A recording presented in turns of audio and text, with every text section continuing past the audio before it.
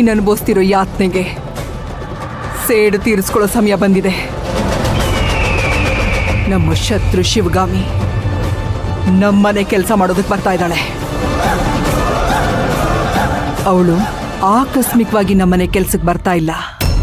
ತೆರೆ ಮರೆಯಲ್ಲಿ ಸಾಕಷ್ಟು ಕೆಲಸ ಮಾಡಿ ನನ್ನ ಬಲೆಗೆ ಬೀಳ್ಸಿದ್ದೀನಿ. ನೀನು ಜೈಲಲ್ಲಿ ಅನುಭವಿಸ್ತಿರೋದಕ್ಕಿಂತ 1000 ಪಟ್ಟು ನೋವನ್ನ ನಾನು ಅವಳಿಗೆ ಕೊಡ್ತೀನಿ. ಪ್ರತಿದಿನ ಪ್ರತಿ ಕ್ಷಣ ನರಕದಲ್ಲಿ ಬದುಕಂಗಿರ್ಬೇಕು ಅವಳಿಗೆ. ಕುದಿಯೋ ನೀರಲ್ಲಿ ಮುಳುಗೆದ್ದ ಹಾಗಿರ್ಬೇಕು. ಬರೀ ಕಾಲಲ್ಲಿ ಬೆಂಕಿ ಮೇಲೆ ನಡೆದ ಹಾಗಿರ್ಬೇಕು. ಸಾಕು ನನ್ನ ಬಿಟ್ಬಿಡಿ ಅಂತ ಕೈ ಮುಗ್ದು ನನ್ನ ಕಾಲ್ ಹಿಡ್ದು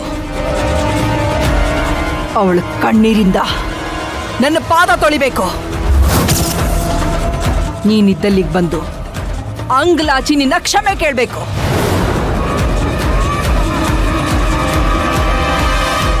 ಹಾಗೆ ಮಾಡ್ತೀನಿ.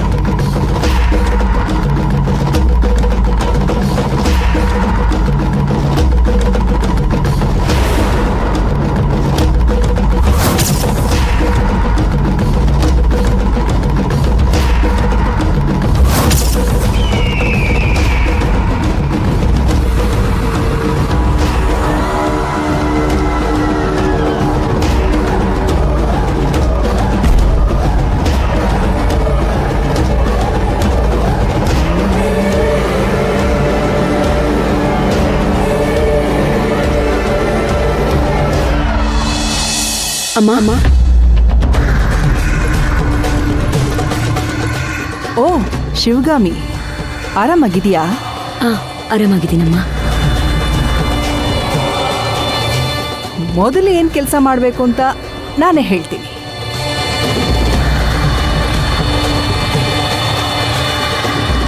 ತಗೋ ಇದನ್ನ. ಅಲ್ಲಿ ಕಾಣಿಸ್ತಿದೆಯಲ್ಲ ಆ ಫೋಟೋ, ಅದನ್ನು ವರ್ಸು.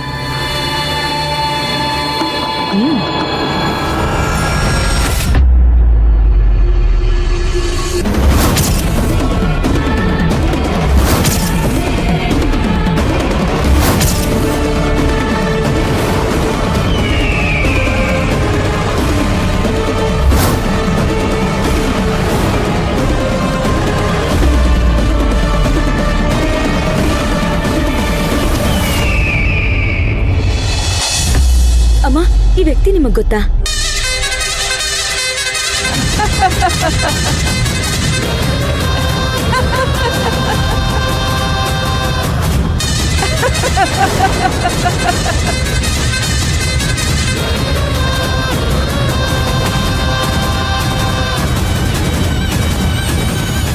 ಹತ್ತು ತಿಂಗಳು ಹೊತ್ತು ಹೆತ್ತು ಸಾಕಿ ಸಲಹಿದ ಮಗನ ಪರಿಚಯ ಇರಲ್ವ ಶಿವಗಾಮಿ?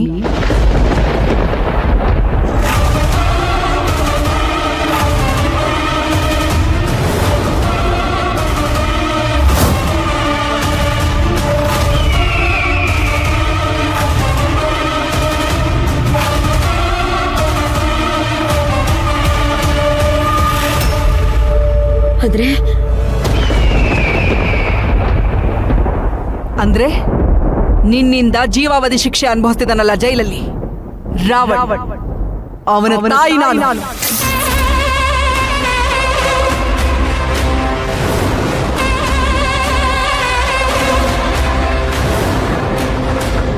ಇಷ್ಟು ದೊಡ್ಡ ಮನೆಯಲ್ಲಿ ನಾನೊಬ್ಳೇ ಇದ್ದೀನಿ ಅಂತ ಅನ್ಕೊಂಡಿದೀಯಾ? ಅಲ್ಲಿ ನೋಡು,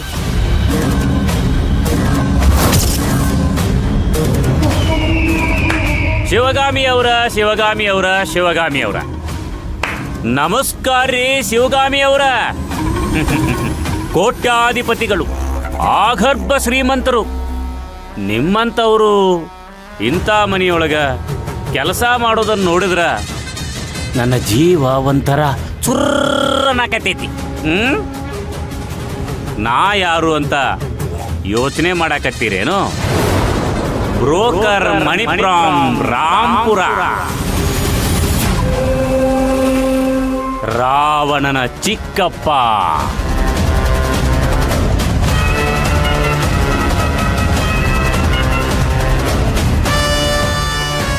ನಾ ಇಲ್ಯಾಕೆ ಬಂದೀನಿ ಅಂತಂದ್ರ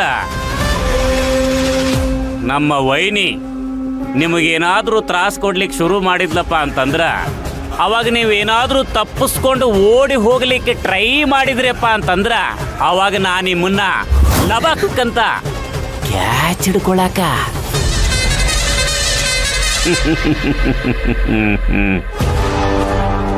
ಇಂಥ ಕೆಲ್ಸಕ್ಕ ನಾನು ಒಬ್ಬನ ಬಂದೀನಿ ಅಂತ ಅನ್ಕೋಬೇಡ್ರಿ.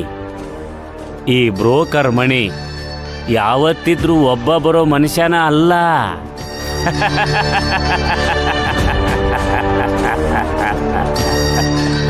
ನನ್ನ ಜೊತೆ ಈ ಕೆಲ್ಸಕ್ಕ ನನ್ನಾಕಿನೂ ಬಂದಾಳ. ಅಲ್ಲಿ ನೋಡ್ರಿ,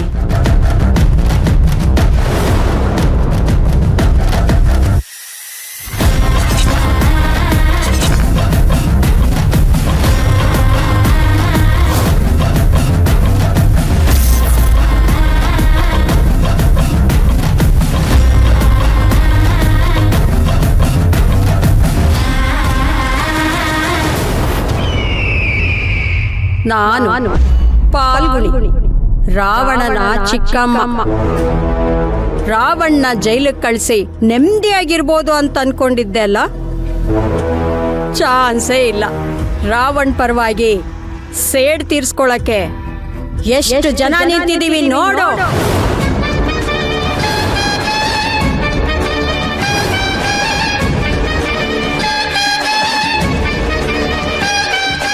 ನಿನ್ಗೂ ನಿನ್ ಗಂಡಂಗೂ ಕೆಲಸ ಸಿಗದೆ ಇದ್ದಿದ್ದು, ನೀನು ನಿನ್ ಗಂಡ ಇಬ್ರು ಸೇರಿ ಬೆಳೆಸ್ತಿದ್ದ ಫ್ಯಾಕ್ಟ್ರಿನ ನಿಮ್ಗೆ ಹೇಳ್ದೆ ಓನರ್ ಯಾರಿಗೋ ಮಾರಿದ್ದು. ಮಂಗಳ ನಿನಗೆ ಸಿಕ್ಕಿದ್ದು, ನೀನಿಲ್ಲಿಗೆ ಬಂದು ಕೆಲ್ಸಕ್ಕೆ ಸೇರಿದ್ದು. ಇದೆಲ್ಲ ಆಕಸ್ಮಿಕ ಅನ್ಕೊಂಡಿದ್ಯಾ? ಇಲ್ಲ.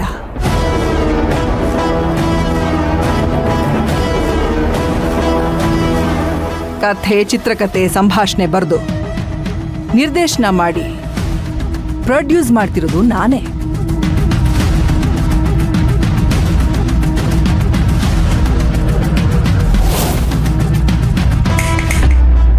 ಇವತ್ತಿಂದ ಚಿತ್ರೀಕರಣ ಭರದಿಂದ ಸಾಗುತ್ತೆ.